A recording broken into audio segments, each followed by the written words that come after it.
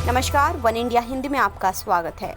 Corona lockdown के कारण देश में बेरोजगारी की समस्या गंभीर होती जा रही है।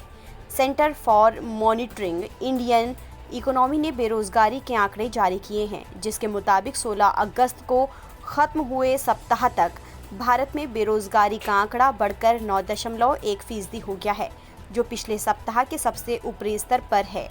यह आंकड़ा जुलाई के आंकड़ों से भी ज्यादा है। कोरोना की वजह से हुए लॉकडाउन के कारण देश में करीब 1,89,00,000 लोगों की नौकरियां चली गई हैं, जिसमें सिर्फ जुलाई महीने में ही 50 लाख लोगों की नौकरियां चली गईं। CMIE के मुताबिक अप्रैल 2020 तक 1,77,00,000 लोग नौकरी गंवा चुके हैं। इसके बाद मई में करीब 1 लाख लोगों की नौकरी गई। जून में लॉकडाउन खुलने के बाद 39 लाख नौकरियां बढ़ी, लेकिन जुलाई में फिर 50 लाख लोग नौकरी से हाथ धो बैठे।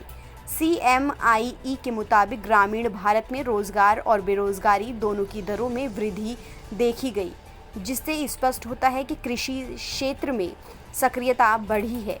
जुलाई के आखिरी सप्ताह में जारी आंकड़ों के मुताबिक भारत में ग्रामीण क्षेत्रों में बेरोजगारी 6.34% घटी थी, जिसमें ग्रामीण रोजगार गारंटी योजना और मनरेगा के तहत लोगों को रोजगार मिला।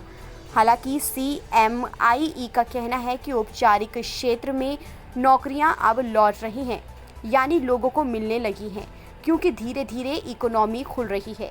साल 2019-20 में गैर वेतन वाले अनौपचारिक रोजगार 31,76,00,000 थे, जो जुलाई 2020 में बढ़कर 32,56,00,000 तक पहुंच गए, यानी साल 2.5% यानी कि करीब 80 लाख की बढ़त हुई है।